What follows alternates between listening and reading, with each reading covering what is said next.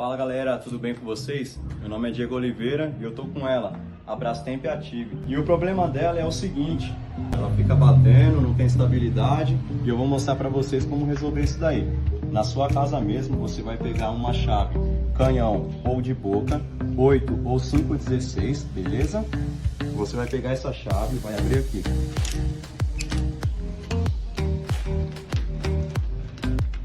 Abrir aqui. Vai abrir aqui. E vai abrir aqui. Beleza? Agora o segundo passo, você vai tirar aqui, ó, pra cima e pra frente. Beleza?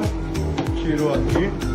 Você vai notar, ó, essas borrachinhas aqui, no caso eu já troquei, mas eu vou mostrar como que troca pra vocês, beleza? Elas vão estar quebradas, arrebentadas, às vezes elas quebram aqui, beleza? E às vezes elas partem no meio mesmo, estão muito ressecadas, beleza? O alicate universal de vocês vão pegar aqui na haste da sua máquina de lavar, beleza? Pega bem firme mesmo e sobe aqui pra cima. Dá um tapinha aqui, ó, tirou, beleza? Nessa que vocês tirou, vocês vão subir aqui de novo e vão tirar aqui, ó, beleza? Tirei um lado e o outro é simples, ó, tem um encaixezinho aqui, ó, vocês vão tirar aqui, ó,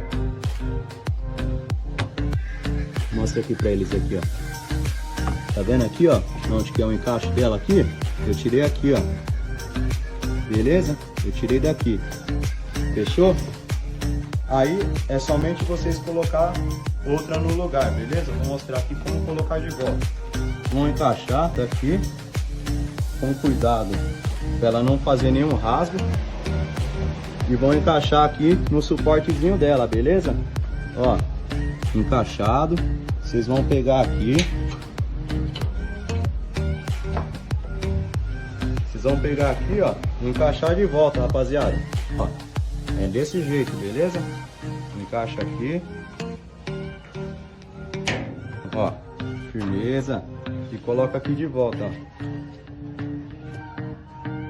São 4 tirantes. O nome disso aqui é tirante, tá, rapaziada? Quando vocês vão comprar na assistência perto da sua casa, o nome disso aqui é tirante. Tá aí na faixa aí de R$2 a R$4, dependendo da sua região, beleza? Aqui na minha região eu paguei em cada um R$2,30, é super barato e vai resolver o problema da sua máquina aí, beleza? Se tiver mais alguma dúvida, deixa no comentário que a gente faz o vídeo aqui explicando para vocês, beleza? Valeu!